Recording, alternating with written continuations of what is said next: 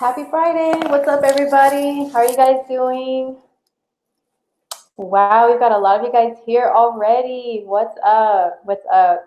Here, let me make sure there's no feedback. Hey, everybody. This is April with Astrologer.com, and I'm here with your weekly forecast / celebrity coffee talk.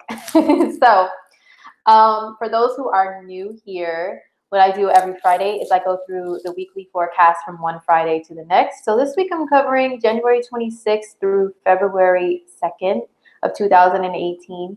And I'm also going to cover a celebrity birth chart at the end.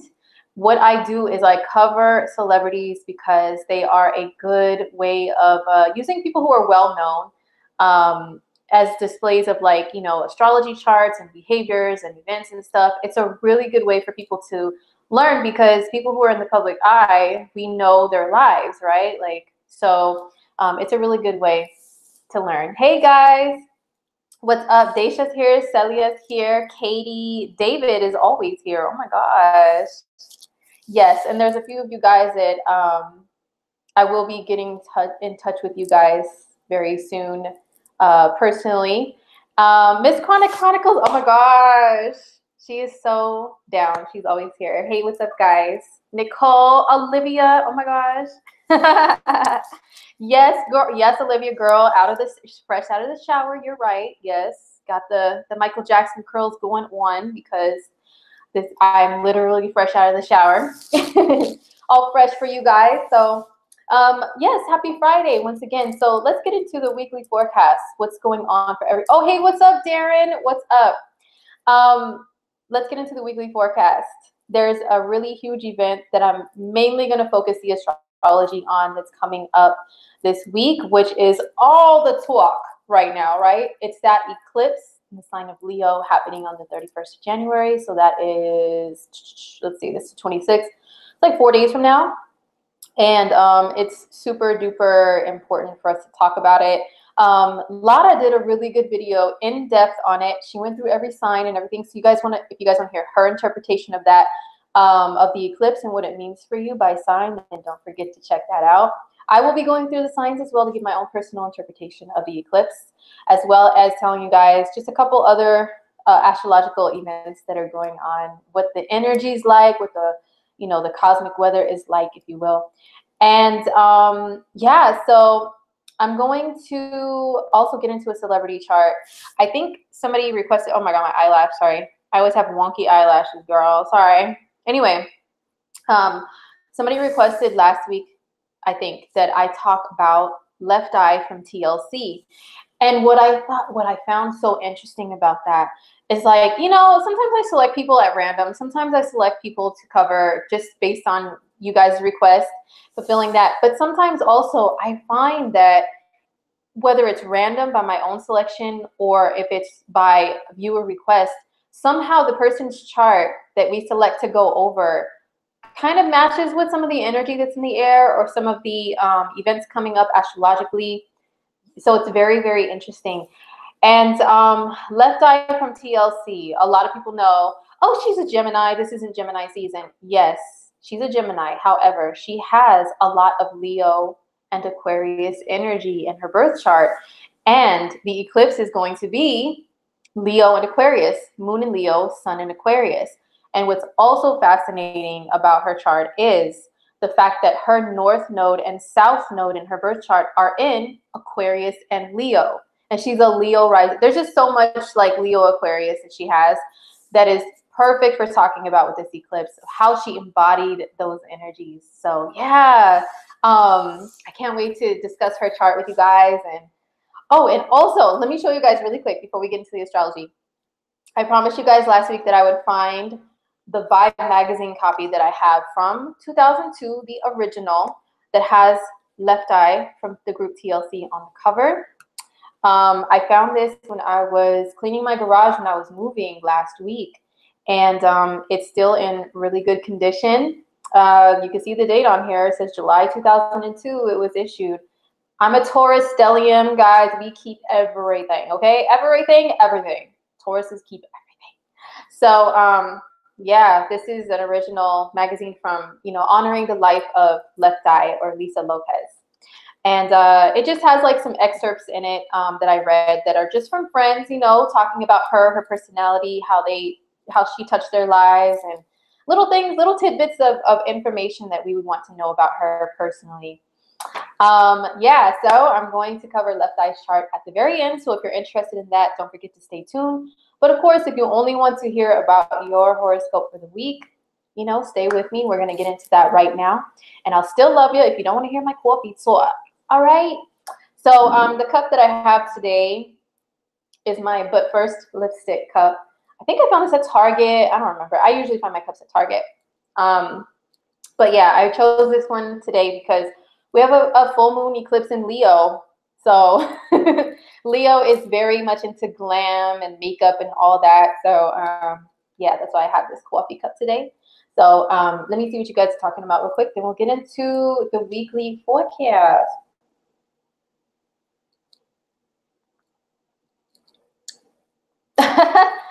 Oh, you guys are funny. I have some of the most entertaining viewers. I love you guys. I love how you guys are so entertaining. My type of people. People who have a sense of humor, who can understand humor and sarcasm and jokes and all that. Yes, love it.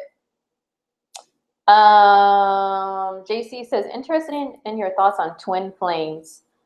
Yeah, I don't really cover twin flames. I'm still like kind of on the fence as far as what exactly that means. But I do know points in a chart that can show people who have a very strong soul bond to one another, and it's hard for them to let go of each other, and they just feel like fiercely passionate about each other. If that's what you guys call a twin flame, then yeah, I do look at that stuff. I more so go along the lines of like synastry, relationship astrology. Yeah, so anyway, oh yes. So David says, I had somewhat of a steamy romantic time in the last Leo eclipse, so I'm guessing this one may affect my love life. David, please spill the tea. What is your rising sign? Do you have any planets in Leo? Is anything activating your 5th or your 7th house? Share, boo-boo, share. Let us know. But he makes a good point, because I find that eclipse season is like literally like a portal is open to us. It's like there really is a portal of a very strong energy, and it can really be used for manifestation, powerful manifestation. And you know what, I'm speaking like really for real. It can. I noticed last year during this eclipse season, because last year around this time, 2017, January, we had an eclipse. I believe it was in Aquarius. We had a new moon in Aquarius eclipse, and then we also had in February 10th, we had a full moon eclipse in Leo at that time. So there was the solar eclipse and the lunar eclipse. They were within weeks of each other, which they usually are. And most of the time you will find the eclipses to be in the polar opposite signs from one another. But, even like weeks before, maybe even a month before, like when I do horoscopes for people or like personal readings for people, if they tell me, like, say for example, if you want me to do a relationship reading and you want to know reasons why it didn't work between you two, well, what I would do is I would look back at the eclipse cycles that were happening before your relationship dissolved. As an example, I would look, and sometimes I do find that there were eclipses that activated that like relationship, in some kind of way. And I would see that the eclipses, because it is like a portal is open, like for real. Sorry, I'm a little all over the place. Maybe too much coffee. I really don't drink coffee, guys. I don't drink coffee. I drink tea. But I found this coffee, this like cold brew with almond milk, and I'm like very sensitive, 6th house. Anyway, so that's why I can't do coffee. But I could do cold brew. But I'm like, yo, maybe I have too much, too much caffeine. So if I'm talking too fast for you guys, I'm sorry. I will do my best to slow down and not be too all over the place and scattered. But anyhow, eclipses and the portal is open. It can be for up to even a month before, I find, maybe even a couple months before. Well, if the eclipse cycle is within the same signs, then it's just that cycle is is like, it shows the areas of your life that are super duper activated and going to be changed in a huge way, right? So yeah, I noticed last year around this eclipse season, with the same, you know, eclipse cycles in the same signs, that things that I wanted to manifest happened. The eclipse was in my 10th house, and this is when I joined Lada, was last January on an eclipse, or January or February on an eclipse. So, and I really wanted to manifest that. I really like put a lot of energy out there into the universe that I want to join this platform. I had wanted to join it for years. I've been watching Lada since like 2010 or 12 or something like that. So I manifested that. It was beautiful. Also, other friends, people that I know, same thing. They just kind of, their thoughts became reality of things that they really wanted. Also, if you're like a super intuitive person, especially, notice that around eclipse cycles, when you're thinking about people and you're really focusing on their energy, like I noticed that I was on Instagram last year with this same eclipse cycle, and there was like a friend I hadn't spoken to in a while, but they showed up on my Instagram feed, and I was just looking at his profile, like, I wonder how he's doing. You know, where's he been? What's he been up to personally? I was really focusing energy towards him, right? Guess who, like, within an hour started coming to my Instagram, liking my photos, and then, you know, like, it was like he received my SOS, or he received like the message, the spiritual, the energetic messages that I was sending. That happened to me with like 3 different people during the eclipse cycle last year. I noticed that. So just pay attention. This is a portal that is open. And so your mind is very powerful during this time. Your heart, your energy is so powerful. So yeah, how it's going to affect all you guys, I will get into that. But I wanted to talk about going in date order. What's going on today is there's Mars moving into Sagittarius. Mars moved into Sagittarius, I think, in the early hours of the 26th of January. And how many of you guys are relieved? Mars in Scorpio is very intense. I mean, Scorpio is intense, Mars is intense on their own, then combined together, like mad, super intense. I didn't see, there was not like a lot of crazy stuff like the last time Mars was in Scorpio a couple years ago, but I think it's because the last time it was in Scorpio, it was retrograde back and forth. So there were some crazy stuff super crazy things that happened in the news. But also, this time around, not too crazy, but intense though. And I noticed that 29th degree of Mars in Scorpio yesterday had like myself and other people kind of on edge. Always when a planet is going to shift from one sign to the next, when it's at that 29th degree, that critical degree, that anaretic degree, it's like, oh, like it's such a concentration of that energy. And it's like, I don't know, it's hard to explain in words, but you feel it's very intense.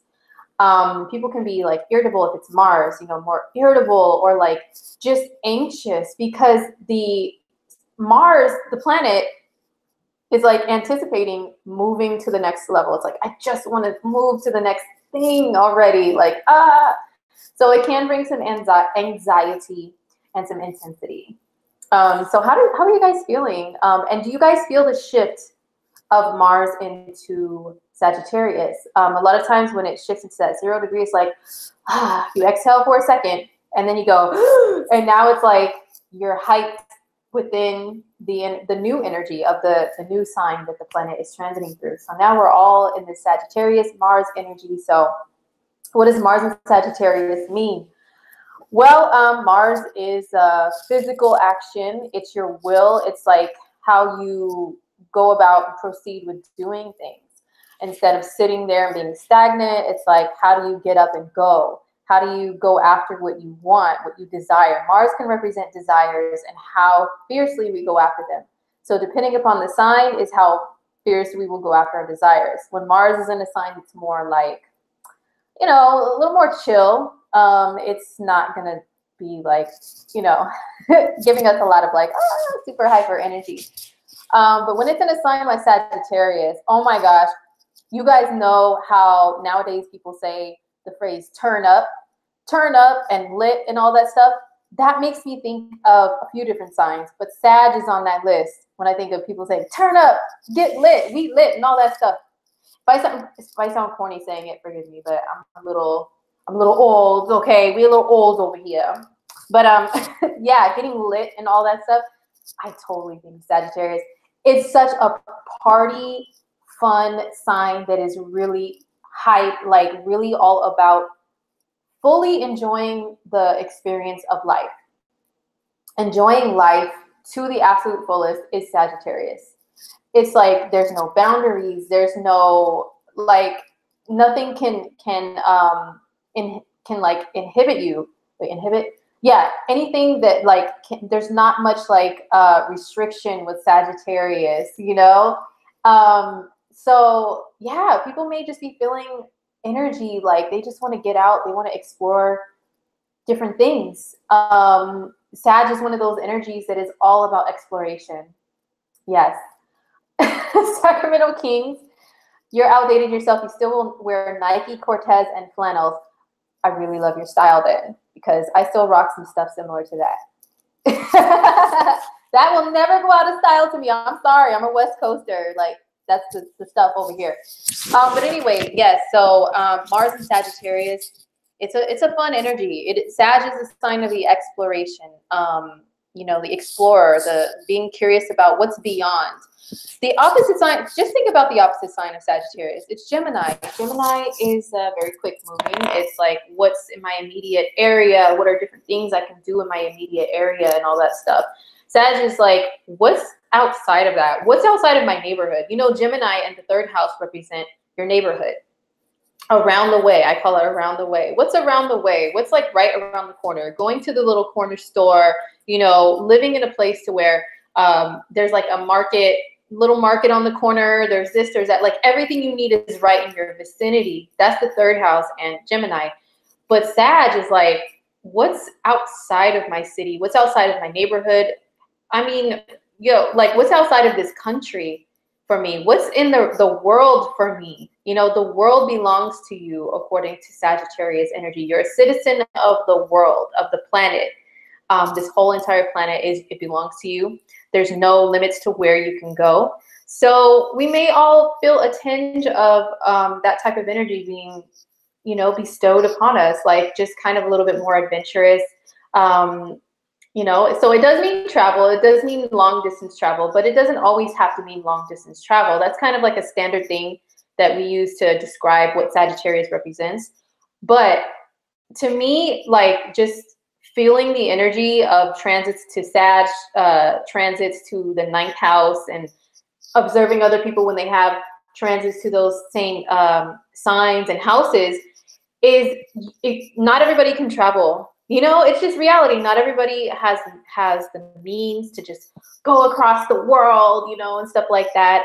But even if you can't do that, go be adventurous within even your town, your state, whatever. Like you can go Mars and Sag. When I think of Mars and Sag, one of the first things that comes to my mind is hiking, and then also camping, being outdoors and enjoying the great outdoors, and yeah, just being adventurous, like super like going out in terrains and like, you know, I don't like wearing clothes that aren't even super flashy, but whatever is comfortable. It's like comfortable enough for you to like survive out in nature and just enjoy yourself. Like that's what I think of when I think of Sag. So I don't know, maybe we can like really tap into adventurousness in that way. You know, even just like going outside of your city to another city that's nearby to explore, like go shopping at a mall that's somewhere like in a city like besides your own. Go to a restaurant that is a foreign food that you've never tried before, and maybe it's kind of like in a city that's several miles away, but you've never been there before, but it's like, oh, fresh new territory and terrain. Like even stuff like that is how you can tap into the Mars and Sag energy. Because I noticed that when we say long distance travel, a lot of people are like, but I can't travel because of this, that, or the other. Well, it can even be traveling in the mind in Sagittarius, because remember, it's also the sign of the higher mind and higher education. But it doesn't mean when Mars is in Sag, like you got to go to college, not necessarily. It can mean, the higher mind is just like broadening your horizons, whatever that means for you.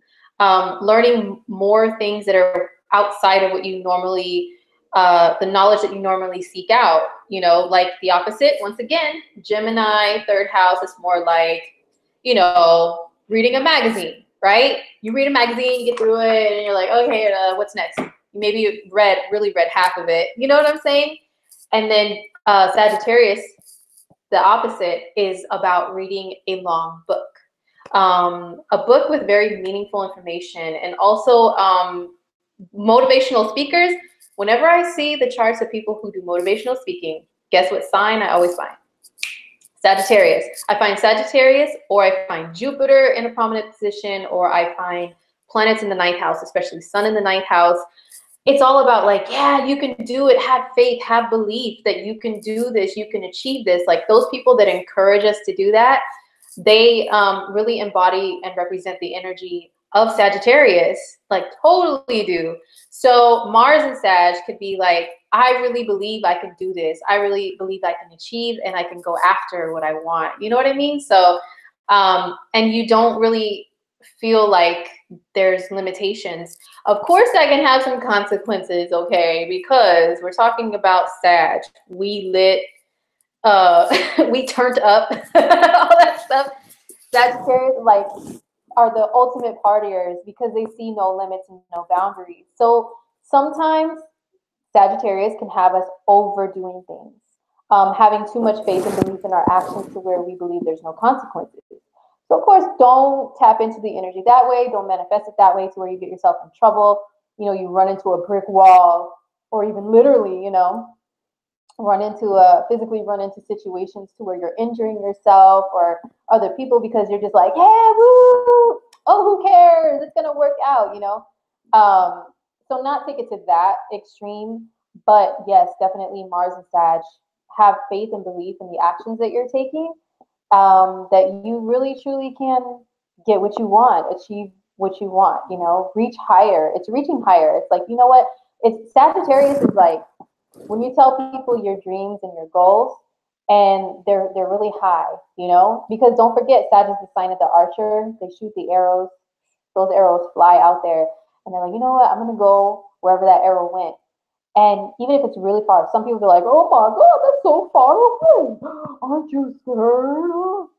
Oh, the audio changed? Okay. Okay, hold on. I try to wire myself like I'm all like professional news reporter.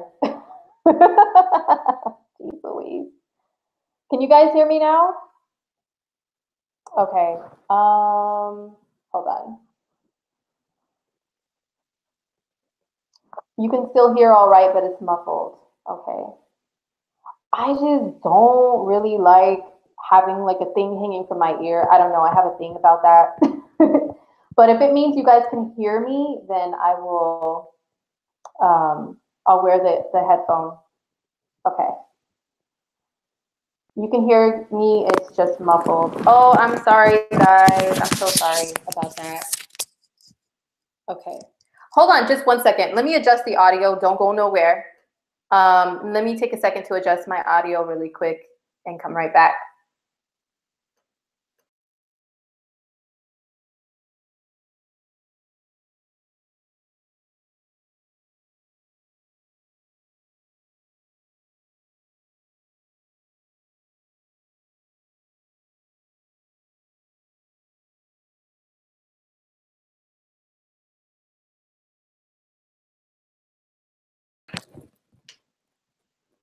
Okay, how is that? Is that better? Okay. All right. We good now. We're good. We're good. Okay, thank you guys. Okay, thank you for letting me know. Sorry for the interruption. And I was just going off on a tangent about Sagittarius too. But anyhow, I don't remember what I was saying because I was all in a zone and then I had to get out of it. But yes, faith and belief in your actions. and not taking them like too far to where you damage anything in your own life or anyone else's. It's pretty much Mars in Sagittarius. So Mars is in Sagittarius. It entered Sag today, which is the 26th of January as I am recording this. And let me look at my ephemeris really quick, because someone will be like, how long is it in Sagittarius? It's in Sagittarius until, actually, through the whole month of February. And it'll go into Capricorn on the 17th of March. So we have like a month and a half of Mars and Sag. So enjoy it to the fullest. Yeah, use that energy to really go after goals and be like, you know, optimistic about what you want to do and all that good stuff. All right. Oh, so Astro Boutique says, I am totally feeling more faith in myself right now. So wild you're saying this. Yeah, the energy is fresh and brand new, but if you're tap into it, you have the power. All right. Oh my gosh. I was not bad-mouthing Sag, Olivia. I love Sagittarius energy. I love all the energies. Every sign has wonderful things about them, and ones that are not that great equally. All right, so that's Mars and Sag. So yes, until the middle of March, we will be experiencing that energy. The next thing I'm going to talk about is Mercury moving into Aquarius. Mercury moves into Aquarius on the 31st of January, the same day as the eclipse in Leo and Aquarius. So Mercury is what we are talking about, what we're thinking about, what's on our minds, how we're expressing that verbally or even through text or through emails and all that stuff. That's Mercury, right? So when it's in a certain sign, you may see, if you pay attention to the media, to social media, especially because that's what everybody's mostly on these days, is social media. If you listen to conversations around you, if you're speaking to people yourself, you know, there are certain things that tend to come up a lot more when Mercury is in a certain sign. So Olivia is hilarious, girl. She said, I noticed that once somebody talks badly about Sag, they get punished. Oh my gosh, you're so funny. But anyway, Mercury in Aquarius, this occurs on the 31st. So it'll be there for a short little while, from the 31st of January until about the 17th of February. So only for like a couple of weeks. You know, Mercury moves really fast compared to the other planets, especially, well, when it's in retrograde, it slows down and goes back and forth. But when it's not in retrograde, it's regular orbit, you know, it moves really quickly. So it's only going to be in Aquarius for a couple of weeks. So we may be talking about Aquarian themes a lot more.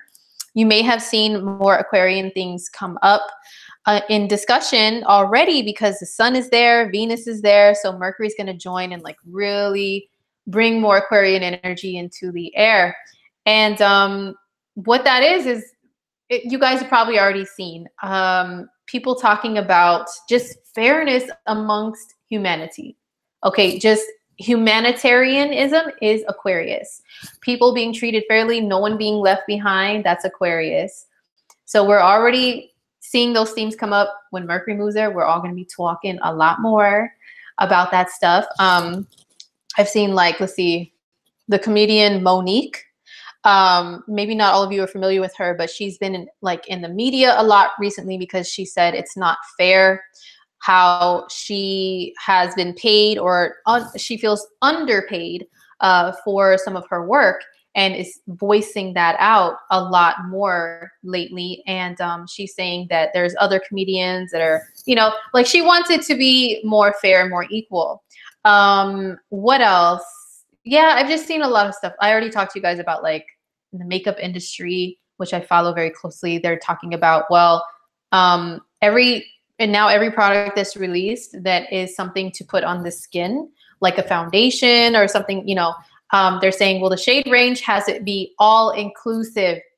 So that's Aquarius things too. What else? More things about, like, science and, like, super nerd stuff. I love science and aliens and all that stuff. We'll be talking about that stuff a lot more. And also, what I really love personally about Mercury in Aquarius, people who have Mercury in Aquarius, they really look at life from, like, different points of view. They're very objective in the ways that they're thinking. So, you know, like I noticed the other day, the singer Erykah Badu, she has Mercury in Aquarius. She got a lot of backlash for a comment that she made that was kind of like, well, yeah, this person did horrible things, but yet I see a different side to them. Like they also blah, blah, blah, blah. You know, like I don't just see one thing or one side to things when I look at people. I see many different things. So yeah, so she made some comments along those lines that were very controversial, but that's because she has Mercury in Aquarius. How she thinks and how she speaks and what she talks about is like trying to be fair and inclusive, you know, to people, and trying to be like seeing things from an objective point of view rather than just putting your emotions into things and the way that what you're talking about, and just only voicing your opinions fueled on like emotion. You know, it's like, you know, let me rise above all of that human emotion stuff and kind of examine humans, you know, from a different point of view. Kind of like, you know how people say Aquarius is a ruler of like aliens and stuff and outer space. So when you think of Aquarius, think of an alien in a spaceship up there looking down upon humans, kind of dissecting our behavior. You know, why do humans do this? Why do they do that without emotion being involved? It's just kind of like science and nature. Like, what is human nature? What's scientifically behind it? Scientific doesn't have to mean like you're wearing a white lab coat and you're like an old dude in a lab. Like, that's not all science. Science is like really looking at things objectively, examining them, looking for different variables, like all that stuff, picking things apart, you know? So that's what Mercury in Aquarius is about. People who have that energy, you know, that's how they think, that's how they speak. And when they look at things and speak about things from a different point of view, of course, they're going to get a lot of backlash, you know, unless there's a lot of Aquarius in the air. I've noticed with a lot of Aquarius in the air, Aquarian points of views are being a little bit more supported. Like when I look at comments under things and stuff, it's like, yeah, you know what?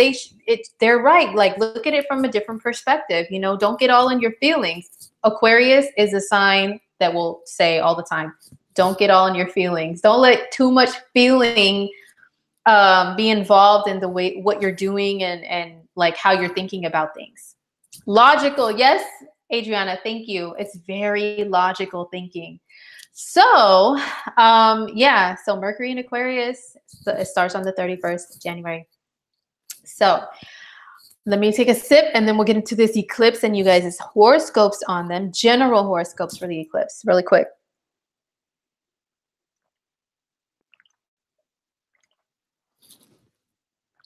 Yeah, Nagadin, hopefully I'm pronouncing your name right. Says Aquarians are great to detach and see life from a different perspective. You are absolutely right. Okay. Aquarius. Oh, Eileen says you're Aquarius, you always push buttons. Yeah, it's about pushing the envelope, like asking a lot of questions. Why or why not?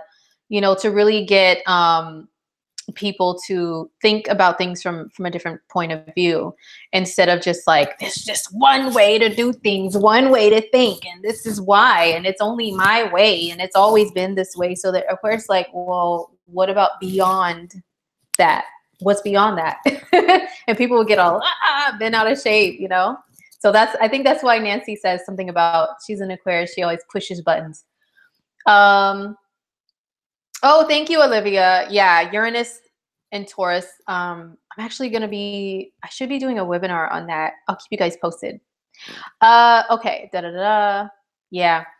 Oh, wait, Nancy says, we're not afraid to be different and want to help. Okay, and love your fellow man. Yes, agreed. That's totally Aquarius energy. Okay. Oh, Ashley says, as an Aquarius, how should I be preparing? If you're talking about Mercury, whenever Mercury transits your sign, it is a time where you have a lot more mental agility, mental activity. You'll be thinking a lot more, thinking quicker, talking faster, stuff like that.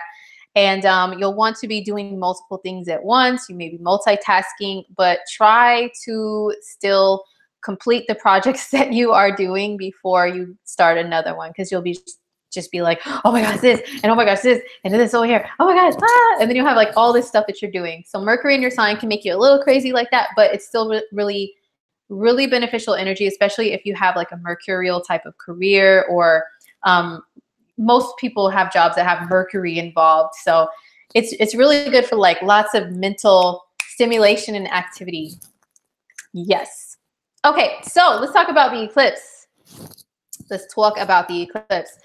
The eclipse is happening on the 31st of January of 2018. It's in the signs of Leo and Aquarius. So we have a full moon in Leo. That means the sun and the moon are opposite of one another. So it means that's why we can see it so huge, right? It's highlighted because the sun is like really reflecting on it for us to see. So Aquarius is involved in the full moon, as well as Leo. So, you know, even though we say, oh, it's a full moon in Leo, well, Aquarius is still there too, okay? So if you are an Aquarius that was born near the 31st of January, a few days before or a few days after, like the first few days into February, for example, this can mean that this is going to be a really huge year for you, like significant year for you. And because in a couple weeks after that, we have an eclipse in Aquarius too. So Aquarians, this is Aquarians and Leo, this is a really big year for you guys. Last year was too. And now we're going to continue with lots of significant events happening in your life to bring newness, change, you know. And remember, if it's change that you feel thrown into, which sometimes eclipses can happen that way and feel like that, especially if the eclipse has aspects to Uranus. And I know that a couple of them last year did. And then the next one that we're going to have, not the January one, but the February one is going to have an aspect to Uranus. You can feel kind of thrown into things suddenly, even if it's like good situations, like a new job or career. It's like, oh, you know, I was suddenly fired or suddenly quit, and now I'm suddenly thrown into a new one. And it's kind of scary, but in the end, it ends up being a change that was much needed. And maybe, you know, you were kind of stagnant and not really acting upon things to initiate the change yourself. And so the universe just said, hey, well, let's move, let's do this. Like, it's time for a change.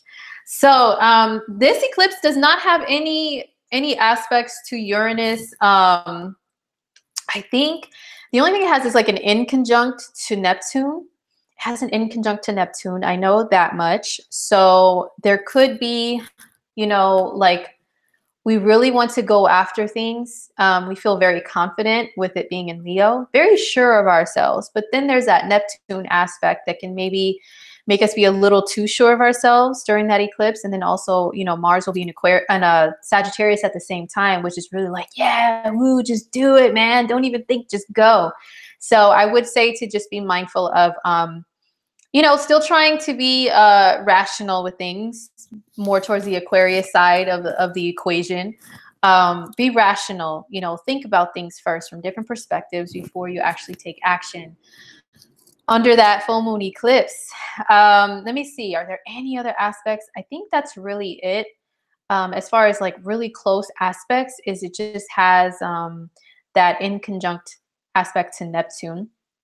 And let's see. And it will be kind of conjunct the nodes too. The North Node and South Node will be involved in the eclipse. You know, those are karmic points. So it is a very karmic eclipse, full moon eclipse. So yeah, it's going to be at 11 degrees of Leo and Aquarius. So when we talk about the Leo and Aquarius energy on their own, you know, Leo and Aquarius, they're opposite signs, but they do have a lot of things in common. For example, people can accuse Leo and Aquarius both of being very like too sure of themselves and kind of pompous and like holier than thou, you know, just like that. Like Aquarius, because of the knowledge that they have and because they are able to take a detached view of things, they're able to rise above. Sometimes they do feel a little bit too above everyone. You know, it can kind of like even talk in that way where the voices are just dragged. Okay, they just talk like that. And Leo, I noticed Leo, people with a lot of Leo energy, they can talk like everything is just so like fabulous. I noticed that about both of those signs. People who have an abundance of it can sometimes kind of talk in that way. And some people can be like, oh, you're so this or that. But it's because both signs have the ability to feel very sure of themselves. You know, Leo is one of the signs, main signs of like confidence, being big and bold, and like you show off what you know you have talent in, or what you know you're good at, or whatever. You're not afraid to say, yeah, I'm really good at this and I have this talent. And then Aquarius is not afraid to, because it's an air sign, and air deals with mental ability, mental. Aquarius is not afraid to say, I already knew that. I knew that already. I already know that, you know, or yeah, I know this. So that's why people can be like, oh, well, who do you think you are? Both energies have that in common, but they just kind of express it in different ways. But anyway, Leo and Aquarius, yeah, so besides being sure of themselves, that's what the energy is about. Both are about shining in a way. Like Leo is about shining as an individual, and being able to uplift people and inspire people because you're just so awesome, and like, oh, I'm just me and everybody loves me, right? Aquarius is about, you don't really want the spotlight, but you still are able to like reach a lot of people in a way and inspire people. And like, you know how Aquarius, the symbol for it is the waves. So it's like being able to just cause a wave amongst people and influence them that way. Both signs really love to influence others. So yeah, that's Leo and Aquarius. So Ashley says, we know everything, duh. Oh my gosh, I love you guys for that. You guys crack me up with that, Aquarius. Yeah, both signs can be free-spirited, yes, too. Somebody's mentioning that. Very, very free-spirited energy, doing what you want to do, going on your own path. Leo tends to do that too. Like, if somebody doesn't agree with or like what a Leo is doing or saying, a lot of times they're just like, whatever, I'm still going to be me. You know, Aquarius is like that too. Like, really? People don't like it? Like, I don't care. I'm not trying to be popular like that anyway. So, yeah. Anyhow, so let's get into the signs of how the eclipse, what the focus is for the eclipse. What do you want to manifest with this eclipse? And remember, like I said, the portal is open right now with this energy. Like, you know, so really think about what you want, and really put a lot of energy into it, like true energy, not just like a thought that it just skips in and then skips out of your mind. Like, yeah, I kind of want this. Okay, bye. Like, not like that. Like really, I mean, yes, meditate if you are a person that's able to do meditation, sitting there like, meditation is not always that though. Meditation sometimes is like just kind of, you know, being with your thoughts in any way that you can just be you and your thoughts. Okay. Some people can be like that by driving in their car, you know, driving in your car and thinking is a good way to meditate for some people. That's how I meditate. I'm very, like I have Sun conjunct Mercury and I have Uranus in the first house. Very nervy person. I can't just sit and go, oh, like I can't do it. I meditate by getting in the car when I'm by myself, driving, maybe listening to music, anything that can stimulate the mind, or just being alone with your thoughts and like what you like focusing, really concentrating that way on what you really, really want. Try not to focus so much with what you don't want. Like, I don't want this, a big old list of don'ts. I used to do that with like manifestations, like with the lunar events. I was like, well, I don't want this. I don't want that. And, you know, now I'm more like, okay, I'm only going to focus on the positive of what I really, truly want to manifest in my life for better and greater. So just try to keep that in mind. All right, so let's go through the signs. All right, so Aries, I'm writing this down so I don't get off track of where the eclipse is going to be affecting you guys. Okay, so, all right. So for Aries, this is going to be an eclipse that's on the axis of your 5th and 11th houses, with more emphasis on the 5th house. So for Aries people, well, I know some Aries, the 5th house rules children. I know a couple of Aries that are going to be giving birth soon within this eclipse cycle. Both are due, including Lada. Lada's an Aries, and she's a Leo moon. Oh my gosh. So this is totally like, you know, that time for her, right? And she spoke about it in her video too. So yes, Aries, it could be some other Aries are coming to a finalization of something when it comes to children. Yes, it could be giving birth, or it could be some Aries want to manifest actually having a child. So this is a good energy time for you guys to try to do that. Also, this is creativity, including creative projects, things that you birth yourself, like from starting from scratch, building it up, you know, those type of projects. And the 5th house can rule creativity. So for some Aries, if you're an Aries and you want to release a creative project, especially one that involves the internet, because on the opposite end of the full moon is the 11th house, which can rule the internet and reaching masses of people. Yeah, it's a good time to plan a release of something that's creative. And also it could be maybe like an ending, or like a new phase or new chapter within a romantic relationship for some Aries people. Yeah, so that's what it's representing for you guys. So it is in the areas of like children and romance and creativity. And also like think about what you want in your romantic life, Aries people. Like, what do you want? What does romance mean to you? Like, also, I find that the 5th house, not only is it those standard things that we list, but it's also your heart's desires. Because don't forget, 5th house and Leo, they rule the heart, the physical heart, and also the heart, like, you know, where we talk about it like emotionally and stuff like that. What do you want? What do you desire? And you notice when you have certain feelings, your heart really does act and react in certain ways. You know, like when you're really enjoying yourself, doesn't your heart rate go up? You're like, yeah, you know, excited and hyped, right? So what makes you feel like that, Aries? What makes you feel like that in life? And are you getting more? Are you getting enough of it? And if you're not, what can you do to get more of that? So that's also something to think about with this eclipse. So yes, that's for Aries. So for Taurus, this eclipse on the 31st January is happening in your 4th house. So 4th house, that is family. That's family. That's where you live. You know, so for Taurus people, some Tauruses can be maybe moving to a new home. Remember, the effects of the eclipses can last up to several months after. Some say a few months, some say 6 months, you know. But yeah, for a few months after, it could be, you know, so it may not be right exactly on the eclipse you see things. Sometimes it is, but sometimes it's not, you know. It could be just a little bit after. So yeah, for Tauruses, it could be you guys are moving. You guys have a new chapter within your families. You know, it could be someone moving in, someone moving out. It could be that there's like a family event that happens that maybe brings you guys closer together.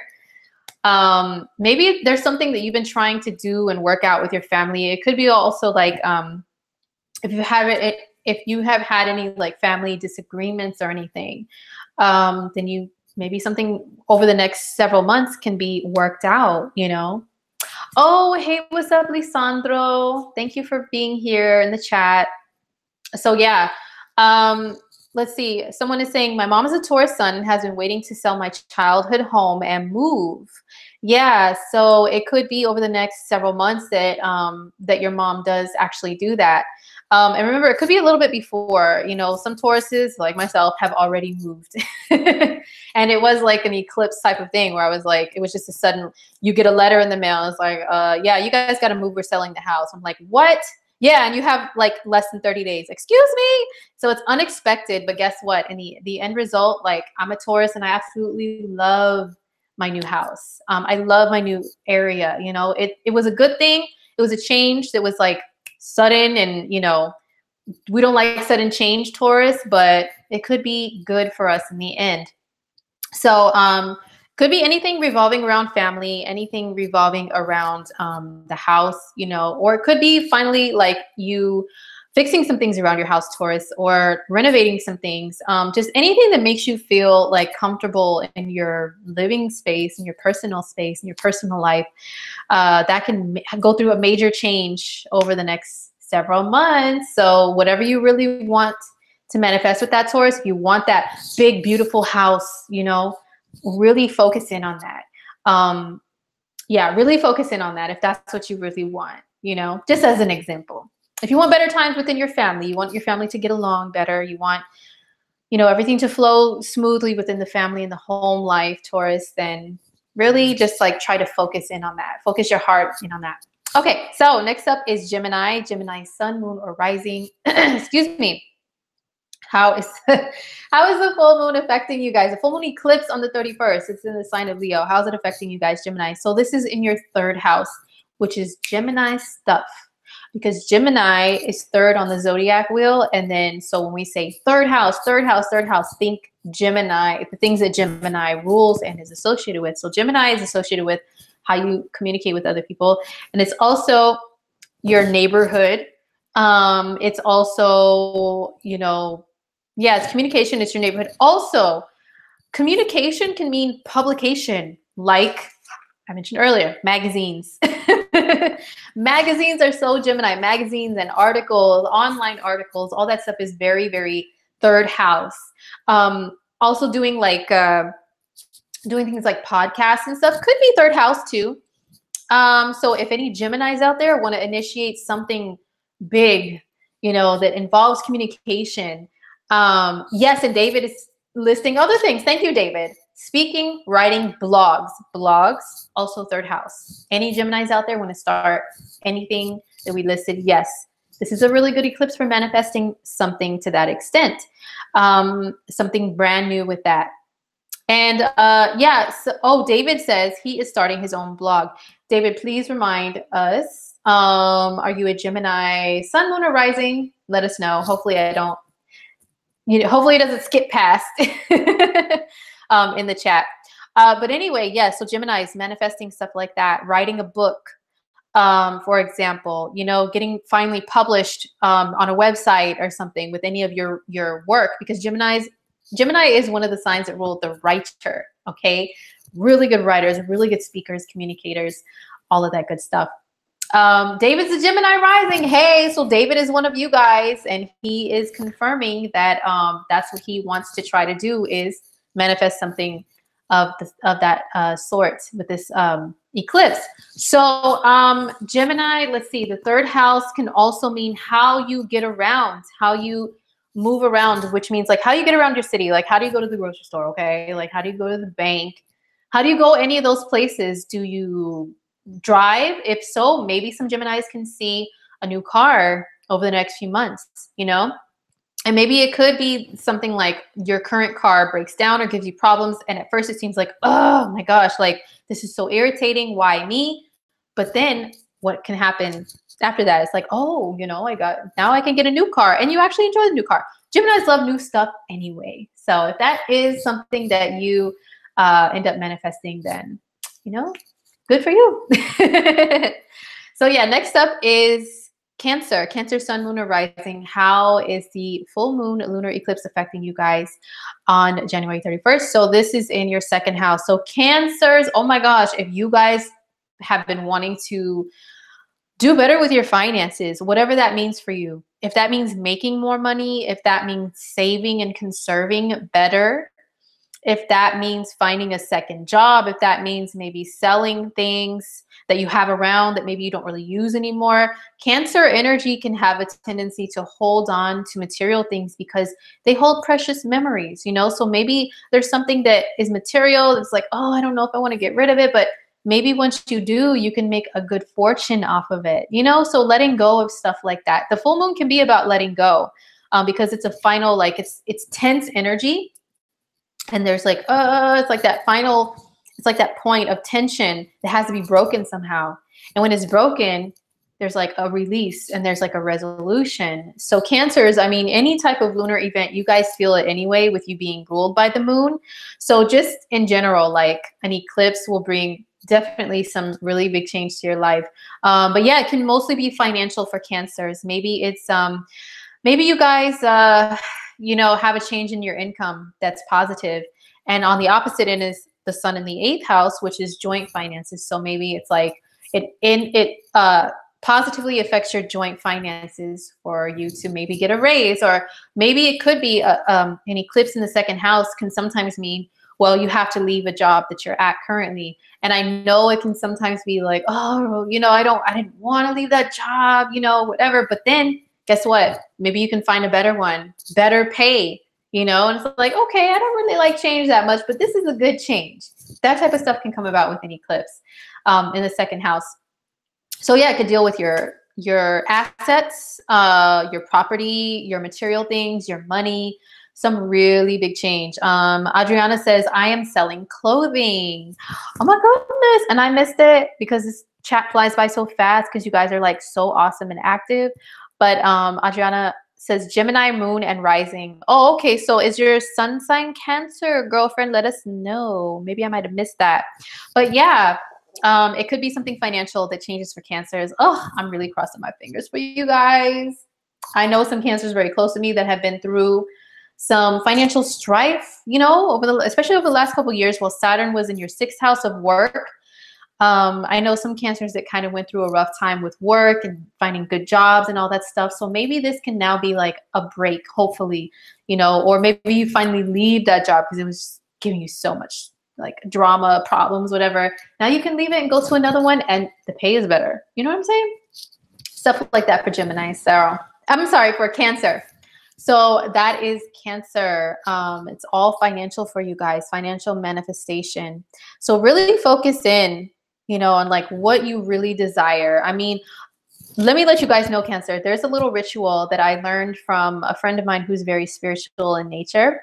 And it was to write yourself if any of you still write checks or have personal checks, write yourself a check for a certain amount that you want to manifest. That could be like, well, I need $1,000 because I need to fix something, or I need to pay off a loan, or I want to make $10,000 more this year with my work than I made last year. I would like a salary boost by being increased by this certain amount. Write yourself a check for that and write on the check, write it to yourself, and you know, write what it's for on the check. And then, you know, of course, fold it up and, you know, put it somewhere safe, of course, so nobody can pull a jack move and steal your check, okay? But put it somewhere, like under your pillow, or I have like a little container of like all my crystals and gemstones, you know, maybe put it in a container with those that have like some crystals and gemstones that are good for manifesting money. And maybe you can see your desires come true over the next like 6 months or so. Yeah, so I did do that once. I did do, I don't remember the amount or how long, because it was a while back. And yes, it did actually work. Like, I'm not just saying a bunch of woo, hocus pocus. No, seriously, like I try things before I say, yeah, this works. It really works. So Cancers, that could be something, a good ritual for you guys for manifesting more money.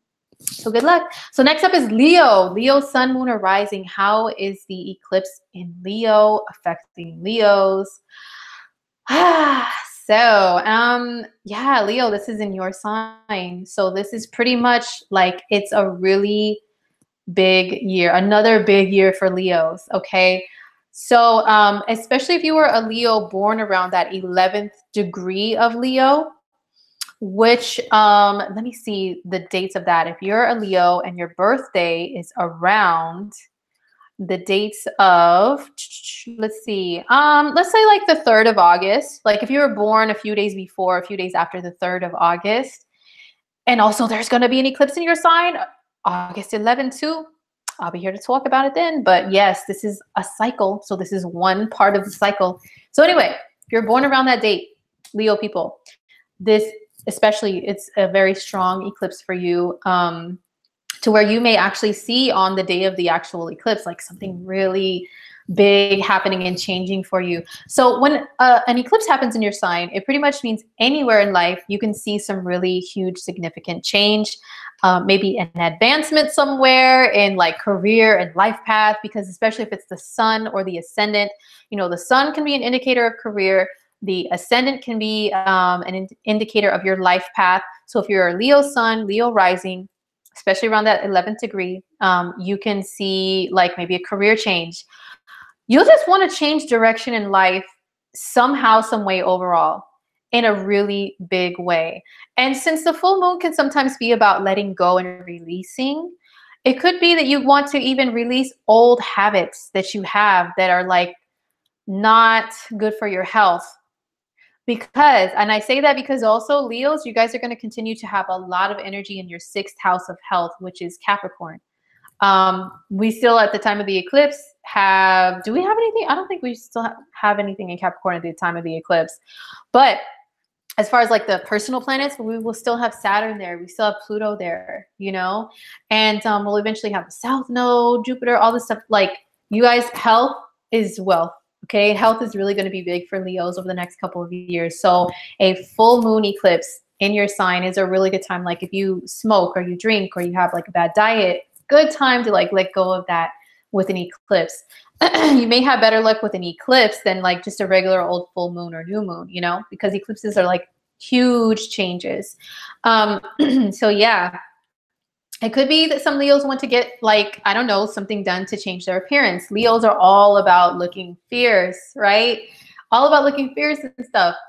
So it could be that some of you guys want to, I don't know, some of you guys may get like some work done, plastic surgery, whatever. Or maybe you want to make a plan to start doing things in a natural way, start working out a lot harder, or like really start to do it like seriously. So yeah, it could be that, or just like career, anything that you want to do to be a whole new you, a new attitude, a new look, anything, Leo, you can definitely manifest that with this eclipse. Monique says, I changed my diet in the last few months. Monique, good for you, girl. Are you a Leo? Let us know where your Leo is at. Yes.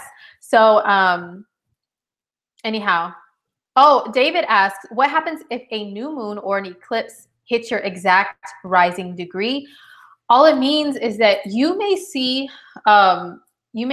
more immediate results, faster results, like that, if it's close to your degree of, you know, a point or planet in your chart than other people. Other people, it may take a little longer to see, you know, results or whatever, may or may not, but you're just more likely to see immediate results. Like last year, the full moon eclipse in Leo that was in February, it was at the exact degree of my midheaven, like on the dot, exact. And I did see and experience something that exact day. So if it's closer to your degree, then that's what it means. It's very strong and more, you'll see the results like quicker. Okay, so next up is Virgo. Virgo, sun, moon, or rising. How is the Leo eclipse affecting you guys? So this is happening in your 12th house. It's more like it's on the axis of your 12th and your 6th houses. So for you guys, this has to do with your well-being and your health. And Virgos are usually all about that stuff, about feeling good, you know, being in good health and all that stuff, being organized, having your world work like very efficiently and smoothly and all that, so you can have peace of mind. The 12th house can be about peace of mind, about like sometimes just kind of getting away from things, especially, you know, Virgo and the 6th house, they rule the same things, right? Which is the day-to-day things that you do every day, like having a routine. And it's like every day I wake up this time, I do this, and then I get out the door, and then I get into traffic, and I have my coffee, and I have this, and then I get to work. Like all that stuff is the 6th house. Sometimes Virgos, we need a break from that, especially you guys, because you guys can have a lot of nervousness and a lot of like, you know, you guys are the sign of the problem solvers. So you can kind of see life in a light a lot of times, where it's like, there's always problems. There's always something to do. There's always something to fix. And, you know, that's my duty and my job here as a Virgo to do it. And sometimes you get overwhelmed. You skip over taking care of yourself. You might even work so hard that you skip even like drinking water. Okay. Like you may not even drink water for hours. Like I've worked around a lot of Virgos, and they always said that stuff too. Like, oh my gosh, like it's already 2 p.m. I haven't even had a drink of water. I haven't even gone to the restroom. I haven't taken a break. Always Virgos that said that. So sometimes you guys can be like that with not just work, but with life. You know, you're so busy trying to make sure everything is going right that you forget about yourselves. So an eclipse in your 12th house is going to help you guys to figure out ways to take a step back, worry about yourself, be with yourself, okay? As a matter of fact, this just really makes me think about the celebrity chart that I'm going to do of left eye, because when she had some 12th house stuff going on, that's when she started going to these retreats away from everything in Honduras.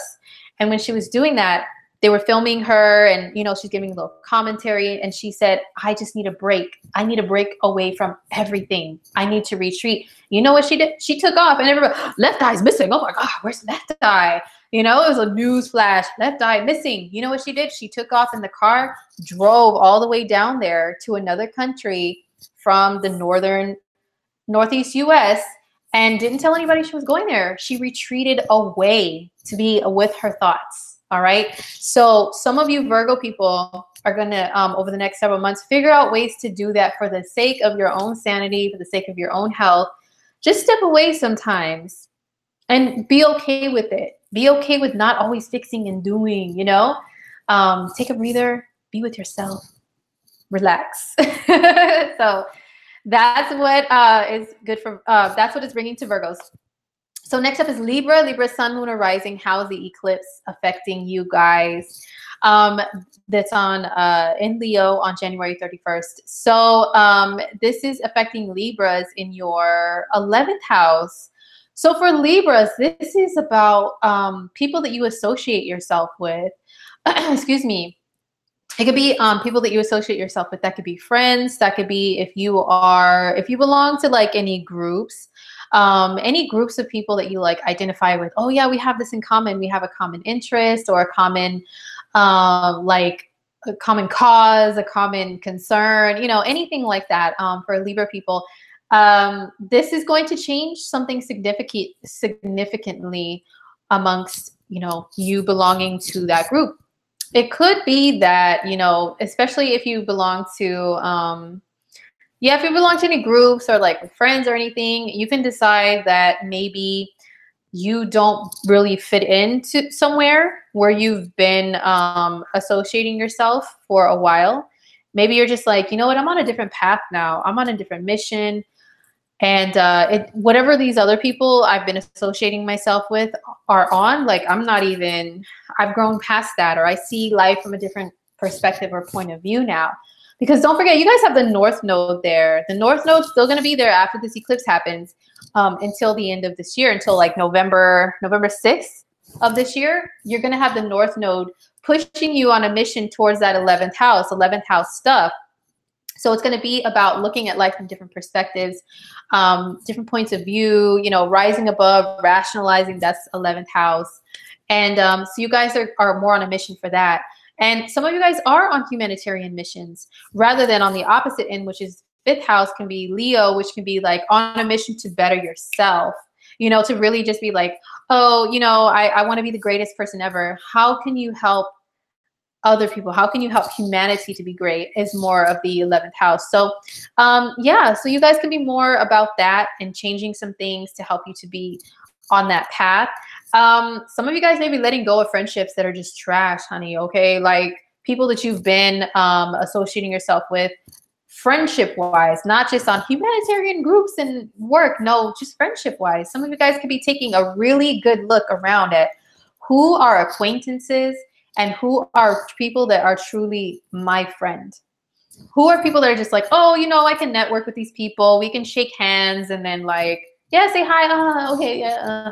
I can have them on my Facebook page or whatever. Yeah, yeah, okay, cool. Okay, bye. You know, and who are the people that you can really share your secrets, your life experiences, your space with, and you can actually trust them? There's going to be a full moon that's going to have you take a look at that more closely. All right. So that's for Libras. Also for Libras, if you guys would like to release a project on the internet or something along those lines, maybe like a new website, a new like social media, anything, this is a good time for you guys to do that too. Or anything that involves the airwaves. Well, I said that all weird. Anything that involves the airwaves, reaching the masses through the airwaves. That could be the internet airwaves, the radio airwaves, like podcasts, stuff like that. If you're a Libra that's interested in stuff like that, it's a really good time to release something along those lines. Yeah, so that's what the eclipse is bringing to you, Libra. So best of luck to you guys. So now on to Scorpio. Scorpio, sun, moon, or rising. How's the eclipse on the 31st affecting you guys? So this is happening. Oh, it's in your 10th house, Scorpios. Okay, Scorpios, you guys have been having your 10th house lit up this whole last year, and it has been intense, hasn't it? Like, it's been intense, but you guys also have Jupiter in your sign, which could be bringing greater opportunities. And then the 10th house is also opportunities for other people to see you, to recognize you, to celebrate you, to appreciate you.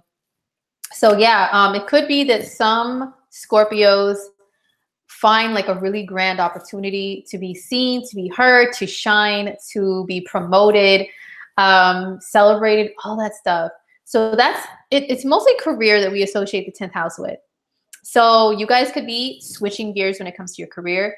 You can have a new beginning. Well, it's like letting go. Maybe you can let go and switch gears. Like, because the full moon could be about letting go. Yeah. So it could be like something that you're doing that is your career. Maybe you look at it and you're like, nah, you know what? I think I could do so much better, or I have talents in other things. Like, I would like people to see these other things I have talents in. Let me put those out there, and let me change things up a little bit. Something involving your public image or your title, you know, whether or not, like whatever your title is with like your career, like, hi, my name is Scorpio and I'm a blah, blah, blah, blah, blah, contractor, engineer of the blah, blah, blah, blah, right? Like stuff like that. When you say that, Scorpio, whatever your title is, how does it feel? Do you feel like it resonates with you? Do you feel like it matches who you truly are and what you truly want to be? If not, what you gonna do about it? You know, so that's something to think about with this eclipse. How can you change that? Rebranding for some Scorpios. Rebranding is a good thing to do with an eclipse in your 10th house of your public image, how people know you. The 10th house is also said to be your social media image. So you can be redoing stuff with that over the next several months. But on the other end is the 4th house of home and family life. So it's kind of like a push and pull between the two.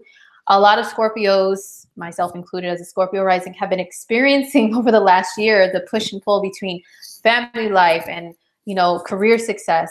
Because the North Node is there accelerating the 10th house of career. It's like, yeah, career, career, career. But then at the bottom of the chart is family life. What about us? There's all this stuff going on in crises, and like, we just want more of your attention, Scorpio. And you're like, but I'm up here doing some really like dope career stuff. Like, come on, you know, and family's like, but don't forget about us down here. It's like, oh my gosh, you know, so some Scorpios could be experiencing stuff like that. Don't forget about your family. Whatever decision you make revolving around career, public image, status, and all that, make sure you don't leave out your family. Maybe consult with them first, or make sure it's something that's going to be good for them. If you want to relocate because you got like this really bomb opportunity in another state or country, make sure your family is on board, you know, that they're still taken care of. So yes, that is for Scorpios. Good luck to you guys. So next up is Saggy, and we are almost done. Then we'll get into this chart of left eye. So for Sagittarius, sun, moon, or rising, how is the eclipse happen? Where is it happening for you guys? How is it affecting you guys? The absolute most. What should you aim to manifest? So for Sagittarius, this is in your 9th house. The 9th house is Sag stuff. Sag is the 9th sign in the zodiac. Excuse me. And 9th house, when we talk about 9th house in astrology, just think Sagittarian stuff, right? Oh my gosh, excuse me. Sorry. So what that means is anything that you want to go after, like big goals, plans, achievement, all that stuff that you would really want to have the utmost faith and belief that can happen, that's where it's going to be at for you guys. So making some kind of decision based around that. And remember, full moons are not always easy decisions to make. It could be like, should I do this on this end, or should I do that on this other end, on the polar opposite ends? And how can I make, like, you know, things meet in the middle to where I can maybe do both and have a balance? Or do I need to just go completely to one side or the other? That's the full moon. So with any type of goals that you guys have, Sagittarius, and you guys always have them from what I know of Sagittarians, that could be what this is about. So whether that is the traditional 9th house stuff, like you want to further your education, you want to travel more, you know, of course, that typical stuff, yes. But also The ninth house is just generally having lots of faith, lots of optimism, lots of belief in what you want in life. Like living life to the fullest. You guys are the biggest advocates for that, Sagittarius. Living life to the absolute fullest, to where you have like the full on experience of like when I think of live life to the fullest and Sagittarius, I also think of like, you know, I'm an imaginative Pisces moon, so if this sounds like weird and animated, well, whatever. But I think of you're in the wilderness, right? In the wild, out in nature somewhere, especially like on a high elevated place, and you're just standing there and the air is fresh and you're looking around and you're admiring the beauty of it, and you just taking a deep breath, and the air is so like clear and sweet and crisp. It's like, you know, like that's what Sag and ninth house make me think of. And what comes out after that is like, you know what? I am so grateful to even be able to breathe this like nice air, you know, and able to see what's around me. And you really do take a full panoramic view around you. So whatever makes you feel like that in life, it doesn't have to be necessarily actually being on top of a mountain, okay, or hiking or all that. Whatever gives you that feeling, go after more of that. So that could be actually like, well, I want to go back to school, or I want to complete school, because the full moon could be about completion. I want to complete school. I want to really take this big trip that's going to be like a spiritual trip for me. That's really going to broaden my horizons, open my eyes. I've never been to this foreign country that's like thousands of miles away, but I'm going to take that risk and go there finally and like experience this, you know, what the world really has to offer outside of my bubble and my comfort zone, which is the third house. You know, what's outside of that? Or it could be some of you guys could be relocating. Some people do relocate with the ninth house moon, like eclipse. Some people relocate to another country, you know. I do have a friend who's a Sag rising and Sag Mars. And I noticed that when there's, oh yeah. So he might be I'm gonna have to get in touch with him, because I travel vicariously through this guy. Okay, let me tell you, like on his Instagram, he's always like, I'm here, and now I'm in this country, and now I'm in this country, and now I'm back in the US, and now I'm, you know, like all over the place. I'm gonna have to hit him up and see, so where are you going next? Where are you moving to next with this full moon eclipse? Yeah, so some of you guys could relocate during this eclipse too. So yeah, Recruiter says, I want to start school. Okay, good. Cheryl says, I'd love to relocate to London from the US. So yeah, it could be possible with an eclipse in your ninth house if you're a Saggy. So yeah, that's for Sagittarius. So best of luck to you guys. So next up is Capricorn, Sun, Moon, or Rising. How is the lunar eclipse in Leo affecting you guys? So this is in your 8th house, Capricorn. So wow, this is like, this is transformation for Capricorns. Oh my gosh. And I tell you guys, every broadcast, I have Capricorns very near and dear and close to me. So I always see the manifestations of I always see the effects of transits for Capricorn people, like up front, like all in the face, you know, like right there, because I see them in my house, or I get phone calls or texts from them about what's going on. And then it's because they're a Capricorn. I know the transits. So this eclipse in your 8th house, some Capricorns can be, David says his sister's my sister's a Capricorn too. I have 2 Capricorn sisters, a sister and sister-in-law. So I'm pretty sure I'll be getting some, some phone calls around the eclipse about, hey, I'm doing this and that. David says his sister's talking about divorce. Yes, my Capricorn sister is trying to finalize her divorce too. One of them is. With a full moon eclipse in the 8th house, it maybe can become possible. And I know some people will be like, boo, thumbs down, dislike, negativity. No, some people really need that separation of their energy and their intimate, you know, space being joined with another person, because maybe the person is toxic and they really need to separate themselves. Yeah, I'm sorry to hear that too, David. I feel bad for people that have to go through that.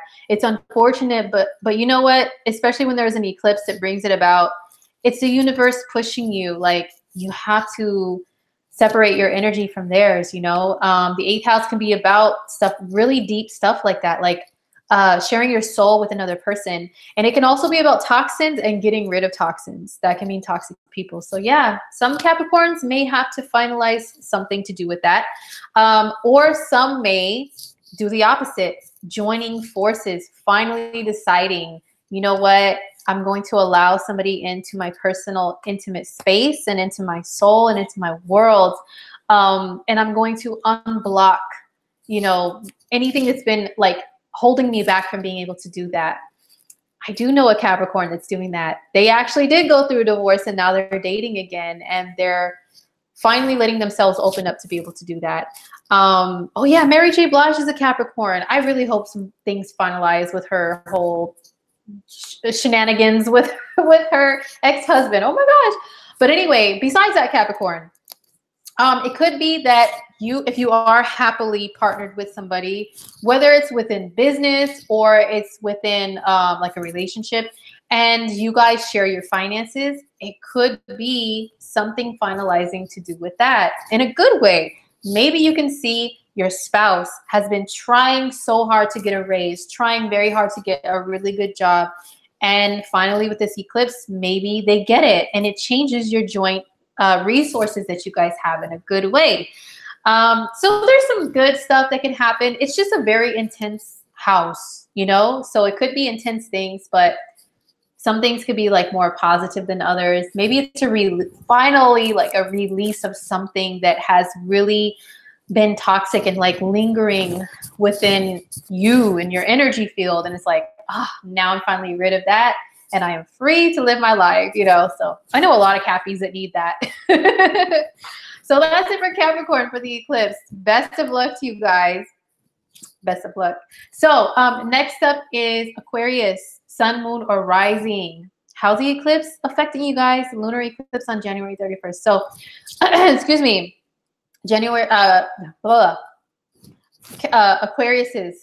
Aquariuses. Let me take a sip. Maybe I need a drink. Okay, maybe I need some coffee. So Aquarius, sun, moon, or rising. An eclipse in your opposite sign, and it's also involving your sign too, because it's the sun in Aquarius and the moon in Leo. So if you are an Aquarius, once again, who was born around the 31st of January, maybe a few days before, maybe a few days after, maybe the first week of February, this is really affecting you guys very personally. So anything in your personal life can change, especially in regards to how others perceive you, how you interact with other people, relationships. That can even mean relationships like serious, like committed relationships, like love, romance, all that stuff. It could be some Aquarians. I actually know a couple of Aquarians that really desperately need to break up with somebody because they're just like, they are toxic, honey. They are losers. They're not up to their standards. I know these Aquarians can do better than that, because Aquarius tends to really strive high for things because they are like a sign that's really up there, like the 11th house. You notice it's at the top of the chart.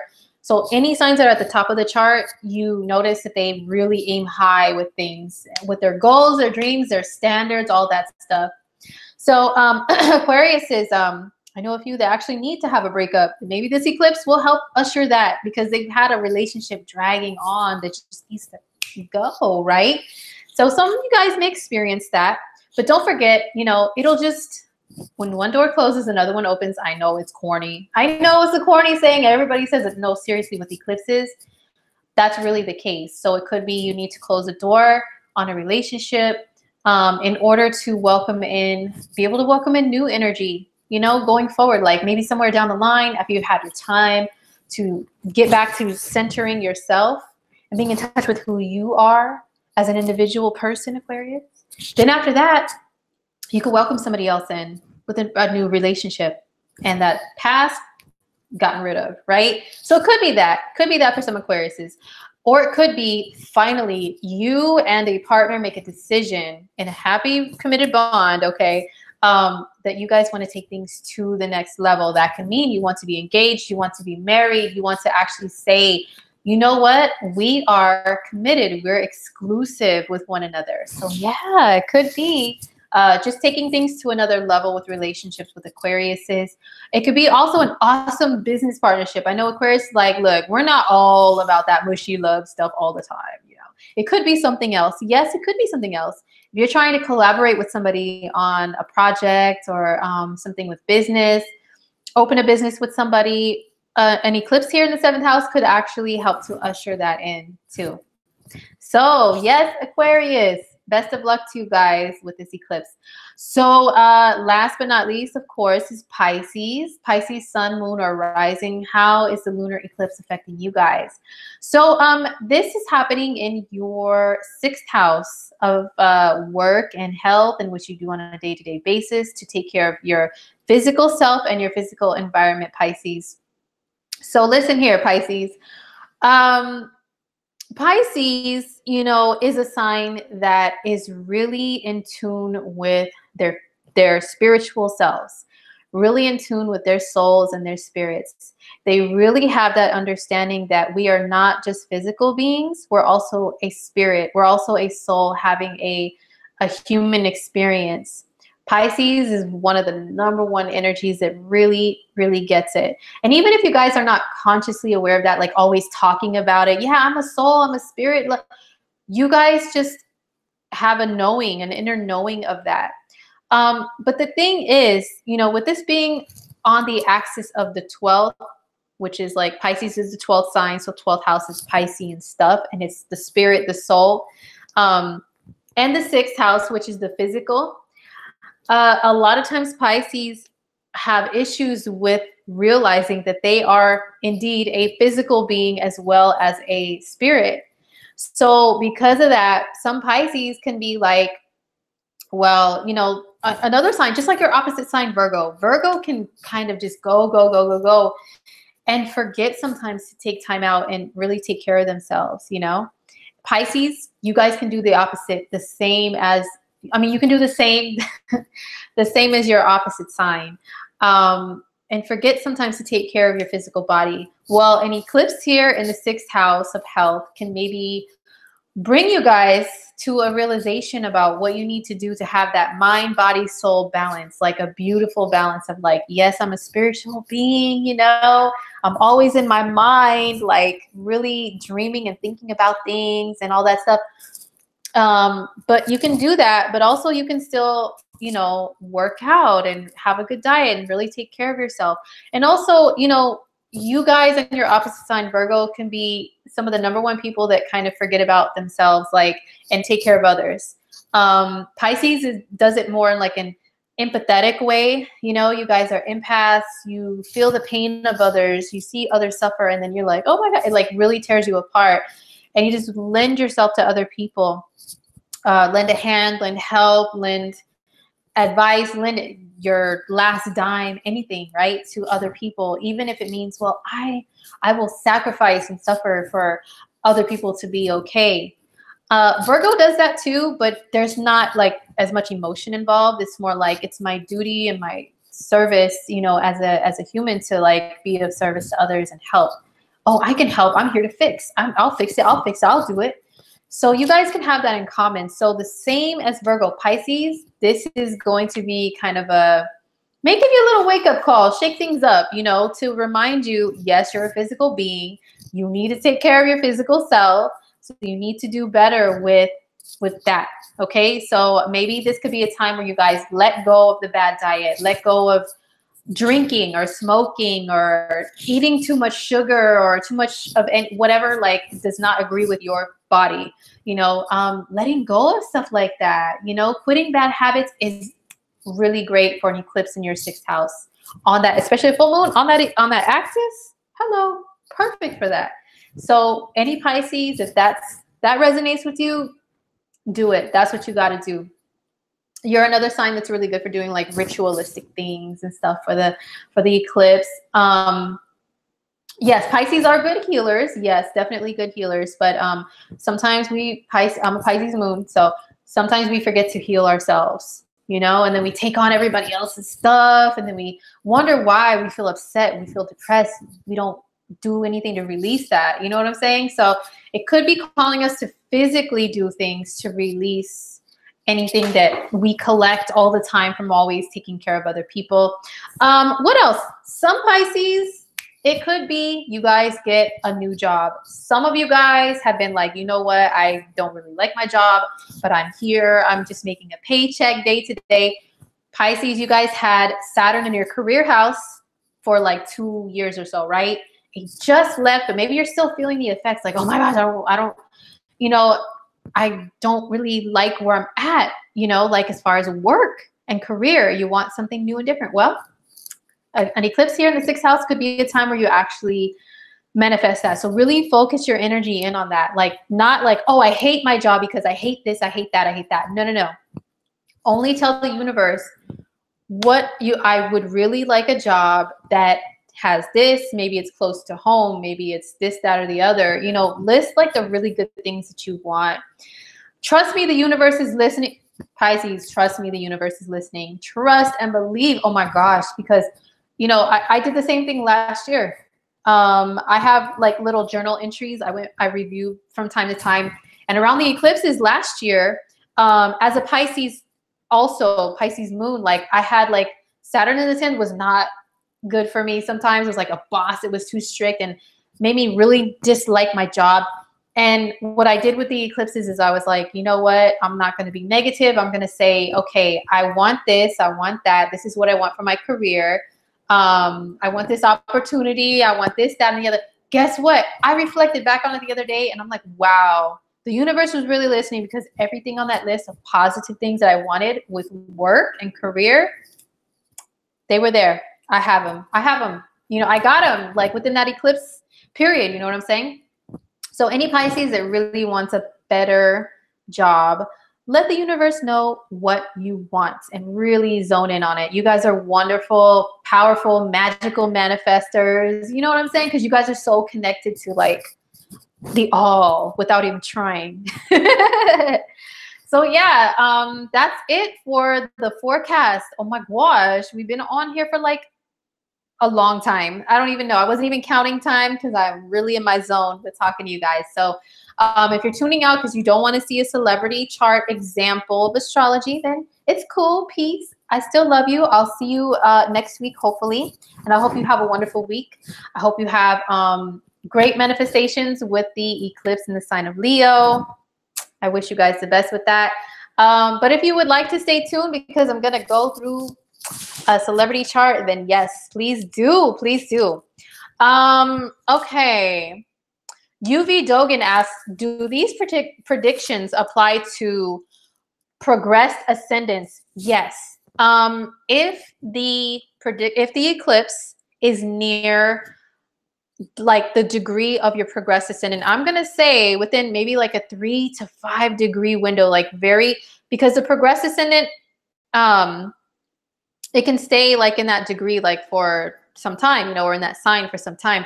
So if it's very close to that degree, if you have like, say, for example, a progressed ascendant at 12 degrees of Leo, then this eclipse will definitely have an effect on your progressed ascendant.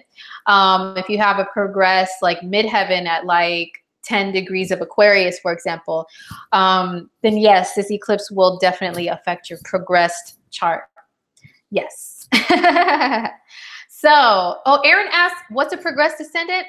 Aaron, girl, you know what?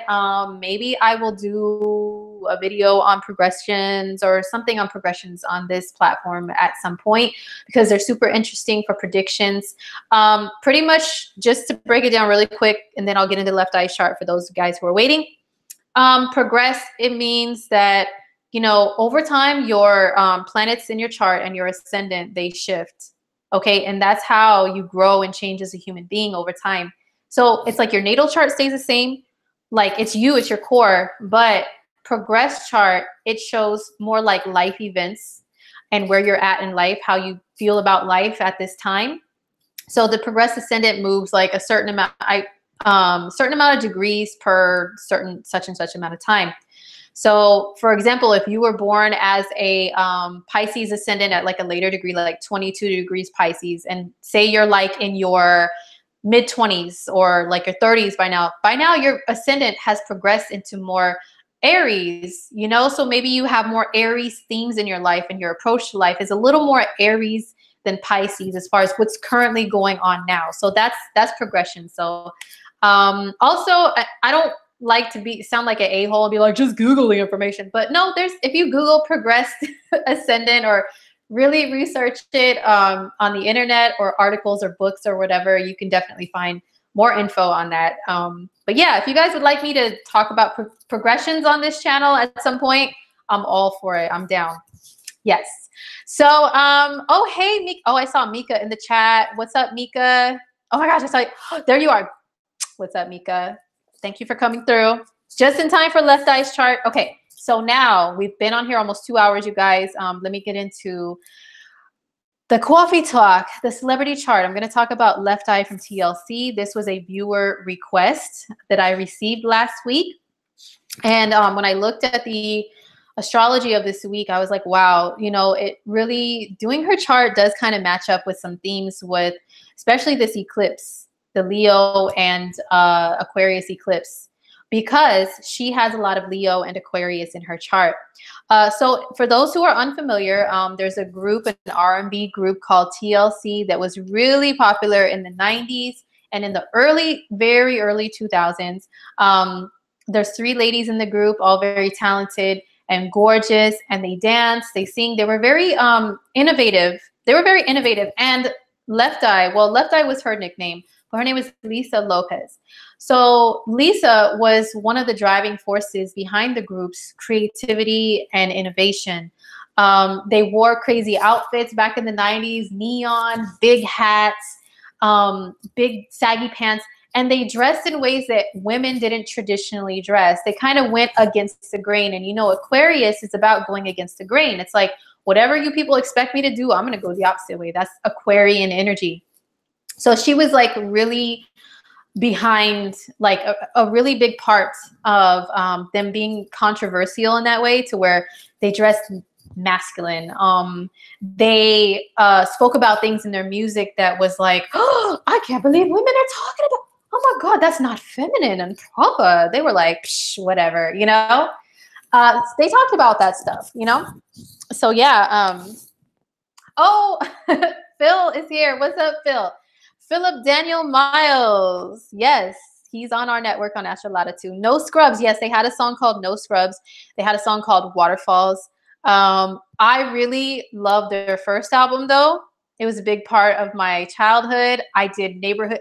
This is what I would do when TLC's first album came out. I really thought I was Left Eye.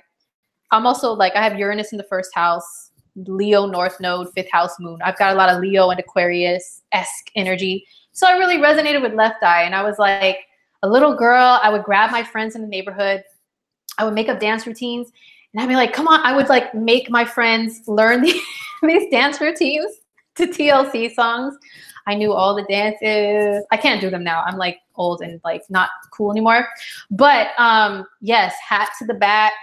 What About Your Friends? Their songs are really like upbeat. So I would make my friends in the neighborhood do these dance routines, and I could just see them like, you know, but I was, come on, let's do this routine. Love TLC's music, love Left Eye back in the day. But anyhow, so Left Eye, if you notice, she was very creative in the way that she dressed, the way that she did her hair. Their style of dress when they performed was very futuristic in nature. And I know that Lisa had a big, she had a lot to do with that. So some things about Left Eye from TLC that maybe people didn't really know that I actually got from this magazine. I know I've showed it a few times, but some of you guys kind of like skip around the video and don't watch the whole thing. But yes, once again, this is a magazine, an original Vibe magazine I got from July 2002 that features Left Eye on the corner, on the cover. And inside there's little excerpts, people that knew her gave us little bits of information about her personally. So what some people may not know about Left Eye from TLC is she was an awesome artist, not just artist from what we know of her by her music. She also drew. She was good at drawing. She also painted. She danced. She did a lot of stuff. And since she was young, and people who have Leo energy, she's a Leo rising. People who have Leo energy, they tend to like to show off. They tend to be very talented and really not be afraid to show off their talents. And she really really expressed that and showed that even as a young kid. There was I saw footage of her when she was little. She was like, when I was a kid, me and my sisters, I'd grab my sisters. We'd do these dance routines. We'd perform for my mom. We'd be in talent shows, all that stuff, right? That's totally Leo right there. Excuse me. So she had a lot of creative talents. She loved children, Leo's children. She has a Cancer moon. I was actually surprised to find out she was a Cancer moon. I was like, wow, as like strong of a presence she has, as strongly as she speaks out about things and stuff, I am shocked that she's a Cancer moon. So the moon sign is who people who know you the closest, they know your moon sign. They know you as your moon sign. And she even said, she was always taking care of people. She can sew, she can cook, she can do hair. Like she said, she was always called upon to like do things for people, and she felt good doing that, right? Okay, so now I'm gonna show you guys her chart. There's so much. Listen, I watched, somebody asked earlier, the documentary on Left Eye. Go watch it. It's on YouTube. It's easily accessible then. It's called The Last Days of Left Eye. And it's not just about her passing. It's about her life. It's actually a documentary, like camera on her speaking from her own voice and experiences. And it follows her career, follows her childhood, her career, all the way to the end. It's really good. And something else about her, you guys, is very intriguing, is Left Eye was into numerology and astrology. When I heard that, I was like, see, I knew you were my girl. I knew I liked you. I knew that's why I liked you. She was really more so into numerology from what I've heard, but very much into spirituality, numerology, and all that stuff. Anytime there was an interview with her, she was like, yeah, I have the release date of my album and it's blah, blah, blah, blah date. And it breaks down to the number, blah, blah, blah, blah, which means this and that. Very into numerology. So she was very spiritual, you guys. So she's one of us. She's one of us. So anyway, the eclipse that's happening coming up on the 31st is in a conjunction with her north and south node. So I thought that was a good reason to show her chart. Okay, so let me show her chart. Let me stop babbling on and rambling. Let me show her chart. Excuse me. And like I said, I watched that documentary earlier when I was getting ready. So there's literally like tons of information and insights that I have on her, but I don't want to make this like a super mad long, like boring video. So I'll just share a little bit of what I see in her chart. Okay, so this is Left Eye's chart from TLC. Okay, so Left Eye, once again, she's a Leo ascendant, 4 degrees of Leo, highly creative. She doesn't mind showing off those talents. And also, she has Jupiter and Neptune together in the 5th house. Remember, 5th house and Leo, they resonate. I mean, they pretty much equal the same thing, right? Creativity.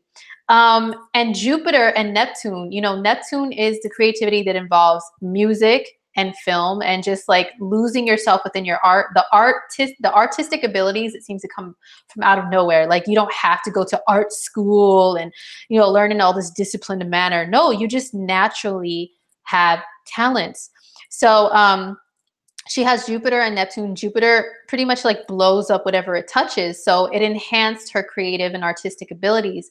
And also these planets make a trine aspect to her ascendant. So this is also adding to her creativity. Neptune trine the ascendant, that's why she really had all that creativity as well. And then also her sun is in an opposition to these 2 planets. Sun opposite Neptune, it means like, she did say, sun can represent the father. And she did say that her father did drink, he did have and actually that's a way that they bonded together, unfortunately, is by drinking. So sun opposite Neptune. Neptune can rule alcohol.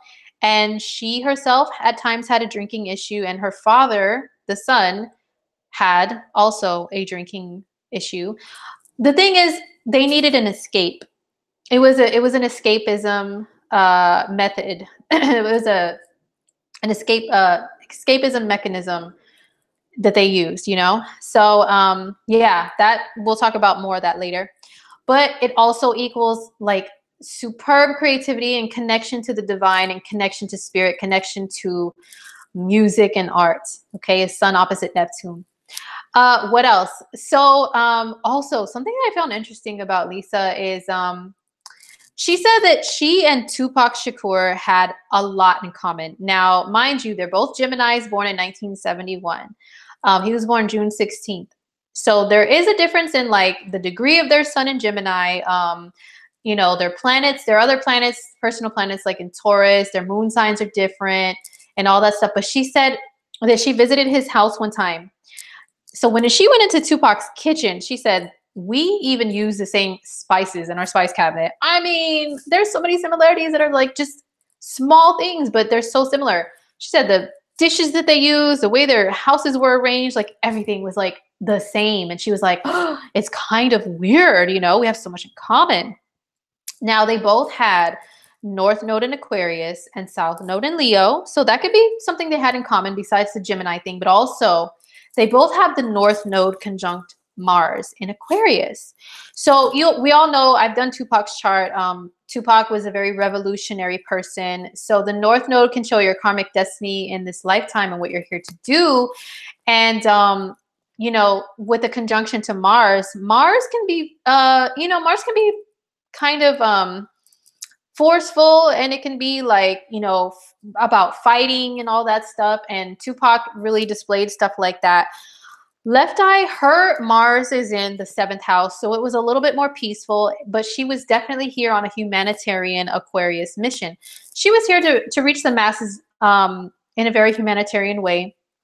And she was here to maybe be a little bit controversial. I mean, she was kind of famously known for something that's very Mars related, a Mars related incident, which unfortunately was, she was dating an NFL player at the time, Andre Rison, and she burned down his house. She burned it down by mistake. Okay. It was accident. She did intend to burn his shoes. Okay. Because he loved those dang shoes so much. And she really wanted to get back at him. And I have some interesting transits about to talk to you guys about, to show you guys with that incident too.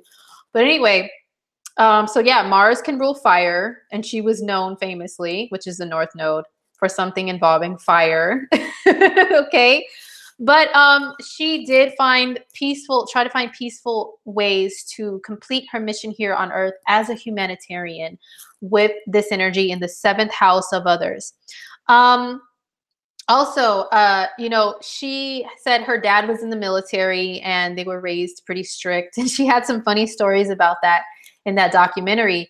Well, having a midheaven, you know, this can represent father or authority figure. In Aries, okay, that sometimes can mean you had a father that was very strict, militant, very Mars-like, and in the military. And also she has planets here, especially Saturn is also a military influence at times. Saturn in the 10th. I mean, it's on the cusp of the 10th and 11th, but it's still like in the sign of the 10th. And these other planets here that can show a military parent a lot of times. And so she was raised strict by a military father, but she even said, like, oh my gosh, this is so interesting, guys. Okay, so let me show this other chart really quick. There's just so much, like, but I don't want to make this long. So I'm like, oh my God, what do I tell you guys? Okay. So now I already told you guys that she was, you know, she had this incident, okay, to where she burned down her boyfriend's house. And so that's not all there is to the story. But let's see what was going on that day. And then I'll tell you guys about the interesting other transits that really affected her. So this is left eye on the day that she did the house burning incident. Okay, well, first of all, I already said Mars can rule fire, right? Mercury is what you do with your hands. Mars was conjunct her Mercury. Mercury is also your thinking, your thoughts. She said she was enraged. She was so enraged that day. And so she did some kind of thing with her hands that involved fire and rage. So that's what was going on that day. Also, there was the moon was in Gemini that day. Whenever the moon is in your sign, whether that's the same sign as your sun, your moon, or your ascendant, you can really get in your feelings. And it's like a personal full moon to where your emotions just overtake everything. it overthrows rationality. Okay. So the moon was in her sign. Mars was on her Mercury, you know, that was going on. But also Saturn was in her 8th house. Sometimes when you have a transit of Saturn in the 8th house, it can deal with relationships. It can deal with toxic relationships, whether you are involved in one and trying to release yourself from one, or if you are still dealing with the aftermath of a toxic relationship that you let go of, but there's still some like stuff lingering around, you know, in your heart and your spirit, and you got to work with yourself. Saturn is work. Work with yourself on healing from that and getting over it. Let me make sure I'm still on. Okay. So what happened was Saturn was in her 8th house during that famous house burning incident. So Lisa had to end up going to rehab. Okay. She had to go to rehab. She did have a drinking issue, as I mentioned earlier, and that was one of the culprits behind her performing this action of burning the house.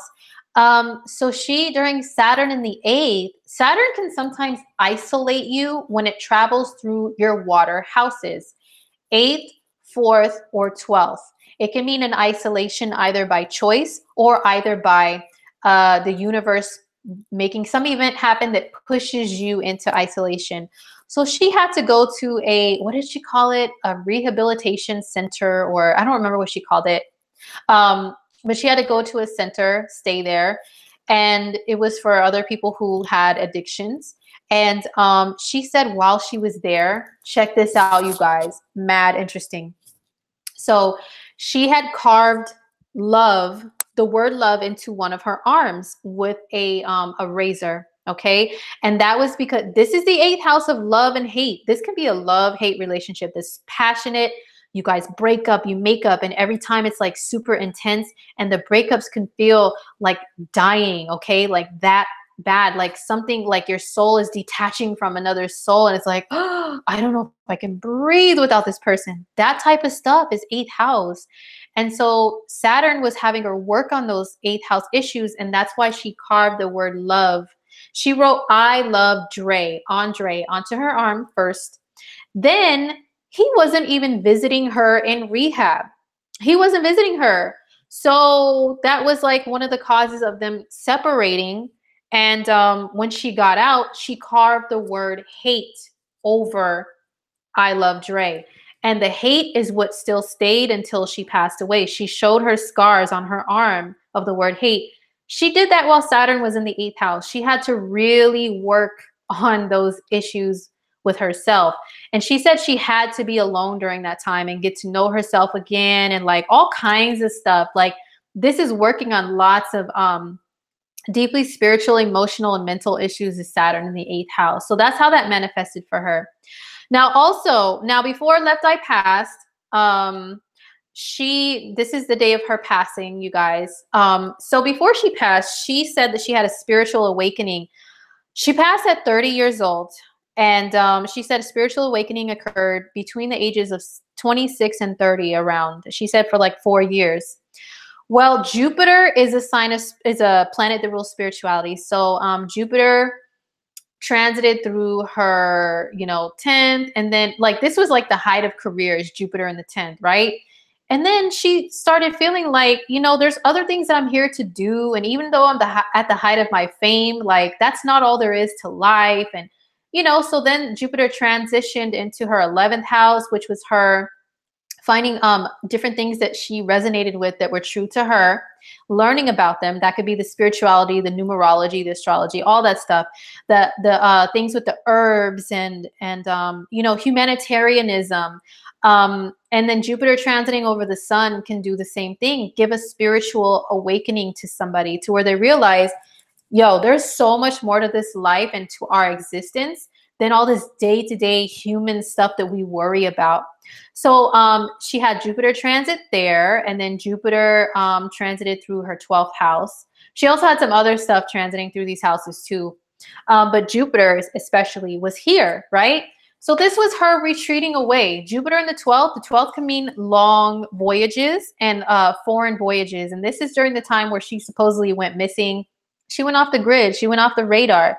She drove down to Honduras from Georgia, all the way there, retreated away. She went to that. She went to her retreats like several times during this time. So that was at Jupiter in the 12th. This is also when she started discovering more of like, you know, the occult and all that stuff. So if you are going through a Jupiter in the 12th transit right now, which all Sagittarians are, maybe you can relate to this, you know, to what I'm talking about, what she was going through.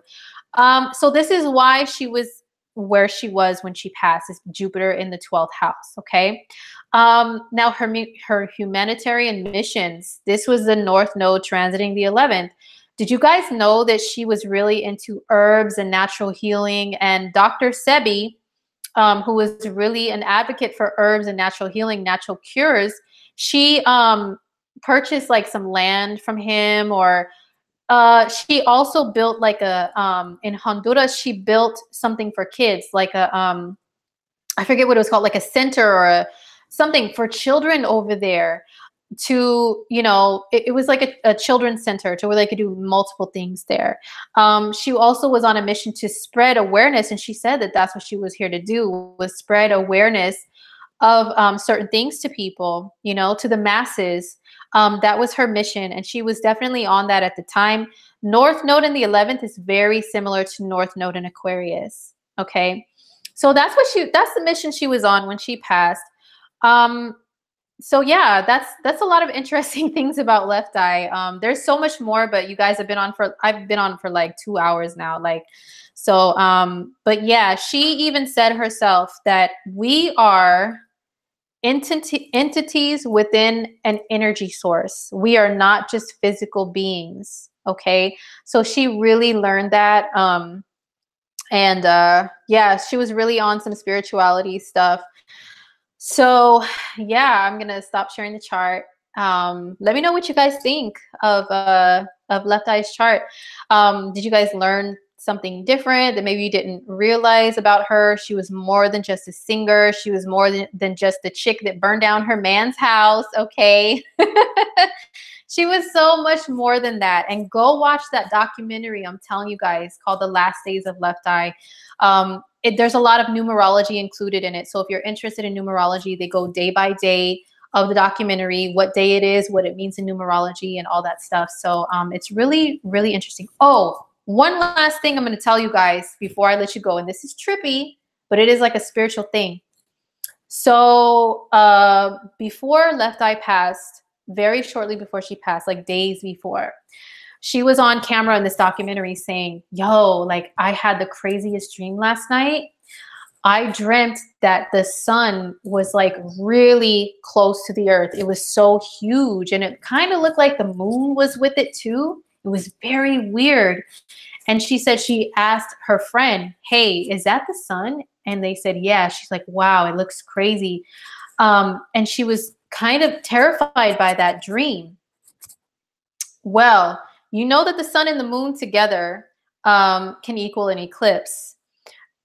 She died on April 25th of 2002. Her birthday is May 27th.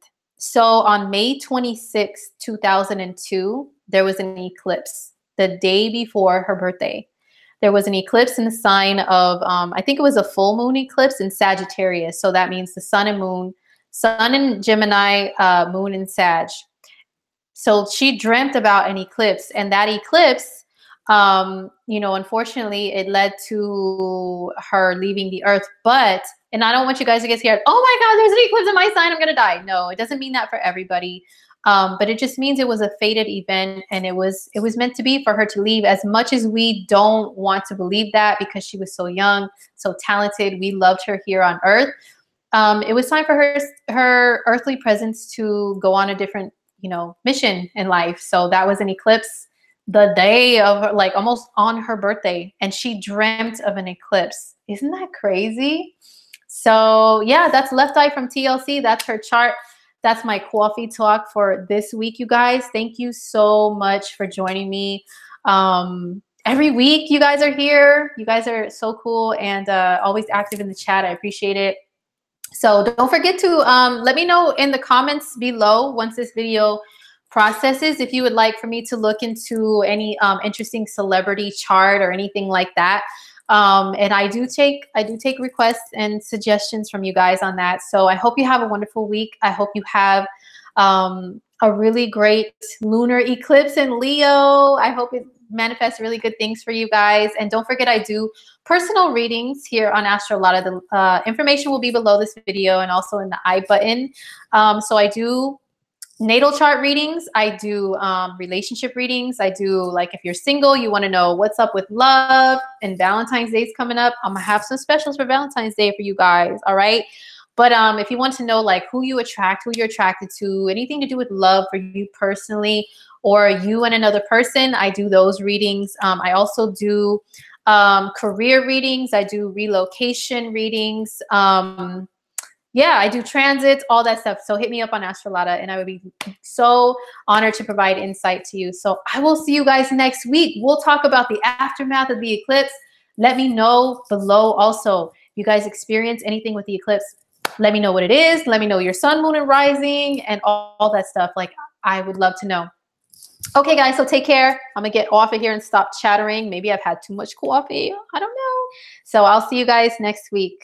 All right. Peace.